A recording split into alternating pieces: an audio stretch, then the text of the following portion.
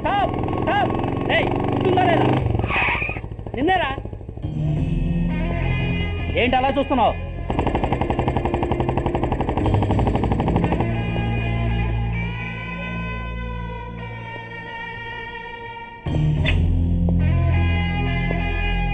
ఏంట్రా? ఏంటి మీదకి వస్తున్నావు? ఏమన్నావురా? సిగ్నల్ పడకుండా ఎందుకు వెళ్ళావు? నన్ను నువ్వు ఏమన్నావు? బుద్ధి ఉందా లేదా అన్నాను. ఓహో,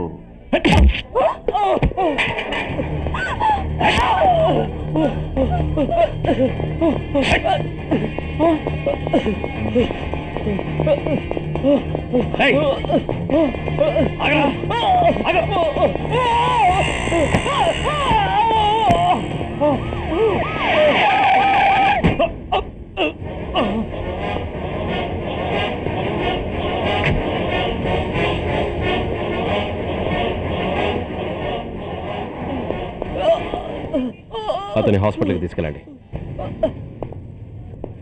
డ్రాప్ ది నైఫ్. కత్తి కింద పడై.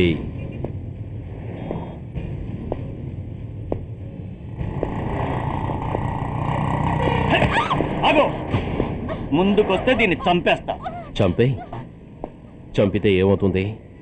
నిన్ను చంపడం నాకు ఇంకా తేలికవుతుంది. కమాన్, చంపే. ఆలోచిస్తావే కిల్లర్?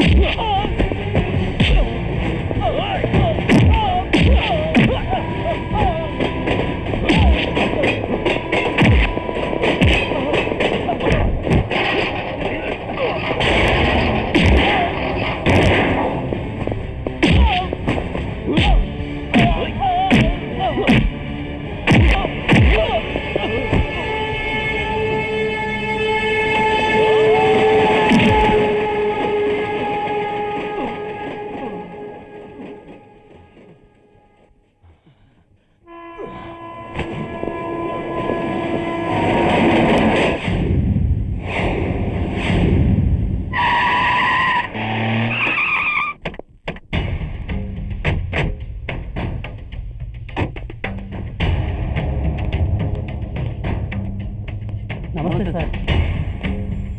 నమస్తే సార్.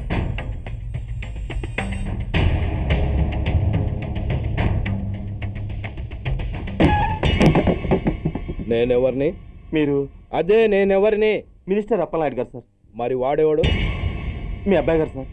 అంటే అది తెలిసే వాడిని లోపలేసావా? ఎఫ్ఐఆర్ ఎక్కడ్రా?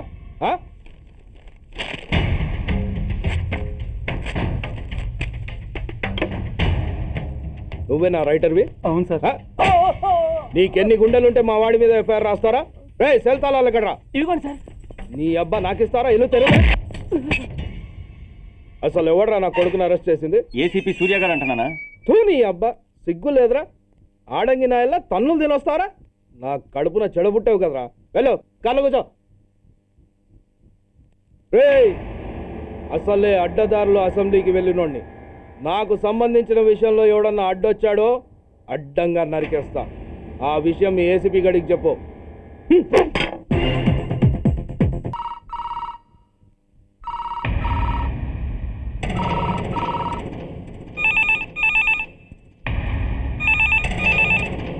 Commissioner here. ఏంటి ఏ పోలీస్ స్టేషన్లోనూ ఫోన్లు ఎత్తడం లేదా? ఏమయ్యారు వీళ్ళంతా?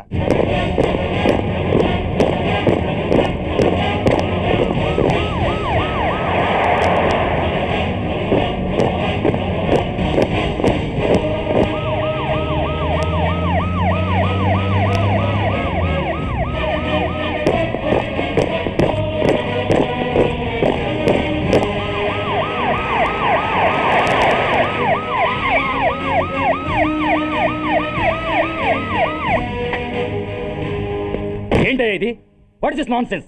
యూనిఫామ్ తీసేసి పోలీస్ స్టేషన్ మూసేసి ప్రసారం పడతారా? మీరు పోలీసులు అనుకుంటున్నారా, గుండాలు అనుకుంటున్నారా? విలువలేని యూనిఫామ్స్ ఒంటి మీద ఉంటే ఊపిరాడడం లేదని తీసేసాం సార్. పందులు పందికుక్కులు స్టేషన్లోకి వచ్చేస్తుంటే వాటిని ఆపే శక్తి లేక తాళాలు వేసేసాం సార్. మిస్టర్ సూర్య, పోలీస్ వ్యవస్థ లాంటి ఎమర్జెన్సీ సర్వీసుల్లో ఇలా సమ్మెలు చేయడం నిషేధం. అదే ఎందుకని sir? Government doctors, nurses, postal department కూడా ఎమర్జెన్సీ సర్వీసులే. వాళ్ళు హక్కుల కోసం స్ట్రైక్ చేయడం లేదా? ఆఖరికి మాకు ఓ గుర్తింపు రిజర్వేషన్లు కావాలని కొజ్జాలు కూడా స్ట్రైక్ చేస్తున్నారు. వాళ్లకున్నపాటి విలువ గౌరవం కూడా మాకు లేవా sir? Mister Surya, you are crossing your limits. మీరు ఇలా చేయటం వల్ల కామన్ పీపుల్ ఎంత సఫర్ అవుతారో ఆలోచించారా? పోలీస్ అనేవాడు కూడా ఓ కామన్ మ్యాన్ అనేది మర్చిపోకండి సార్. ఇంతకీ మీకు ఏమన్యాయం జరిగిందయ్యా? సార్, ఒక ట్రాఫిక్ కానిస్టేబుల్ తన డ్యూటీని సక్రమంగా చేసినందుకు ఒక లుచ్చా విధవ కత్తితో పొడిచి చంపబోయాడు. వాడిని అరెస్ట్ చేస్తే వాడి బాబెవడో మినిస్టర్ అప్పలనాయుడు అంట. వాడొచ్చి మన ఊపిరితో సమానమైన ఎఫ్ఐఆర్ని వాడు మందు కొట్టి మూతి తుడుచుకునే ముండకొంగు నలిపినట్టు నలిపి పారేసి అది రాసిన రైటర్ని, డ్యూటీలో ఉన్న ఎస్ఐని, సెంట్రీని కొట్టి దమ్ముంటే నా కొడుకు మీద చెయ్యేసి చూడంట, అడ్డొచ్చిన వాడిని అడ్డంగా నరుకుతానని ఛాలెంజ్ చేసి మరి వాడు కొడుకుని తీసుకెళ్లిపోయాడు సార్. ఇలా ప్రతి అడ్డమైన వాడు వచ్చి దౌర్జన్యంగా ఖైదీల్ని తీసుకుపోతుంటే ఇంకెందుకు సార్ మాకు ఈ వాచ్మ్యాన్ ఉద్యోగాలు? బ్లాక్లో టికెట్ అమ్ముకునే వాడిని లాకప్లో పెడితే మున్సిపల్ చైర్మన్ ఫోన్, ఓ రౌడీ విధవను అరెస్ట్ చేస్తే ఎమ్మెల్యే ఫోన్, ఓ రేపిస్ట్ని అరెస్ట్ చేస్తే మినిస్టర్ ఫోను.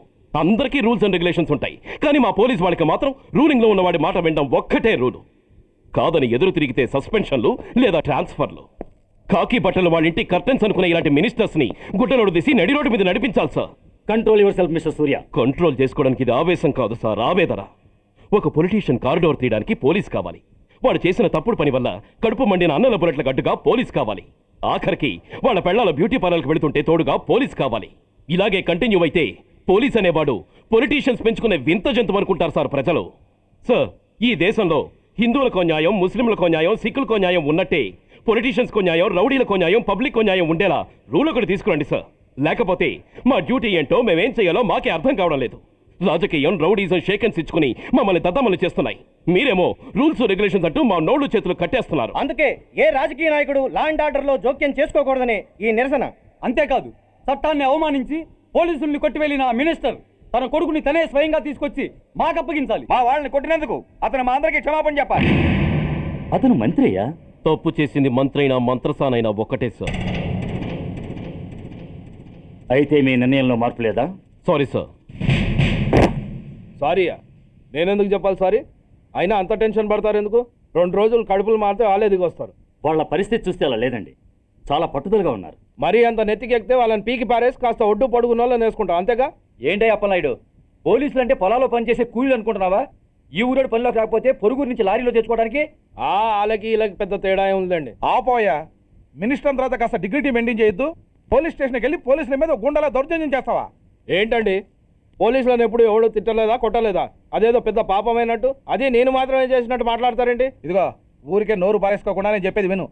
ఈ రోజు వైజాగ్ సిటీ వరకు ఉన్న ఈ స్ట్రైక్ రేపు స్టేట్ అంతా పైకిందనుకో, అప్పుడు మొత్తం ప్రభుత్వానికి ఎసరు వస్తుంది. ఆ పరిస్థితి కనుక వస్తే నిన్ను పార్టీ నుంచి ఈగ ముక్కను పీకినట్టు పీకి పారేస్తారు. అప్పుడుగా నేను ఎందుకు చెప్పాను నీకు అర్థం కాదు. అప్పలనాయుడు గారు, ప్రెసిడెంట్ గారు చెప్పింది కరెక్ట్. ఓటితో పోయేదాన్ని గొడ్డల దాకా తెచ్చుకోవడం దేనికి చెప్పండి? అయితే ఇప్పుడు నన్ను ఏం చేయమంటారు?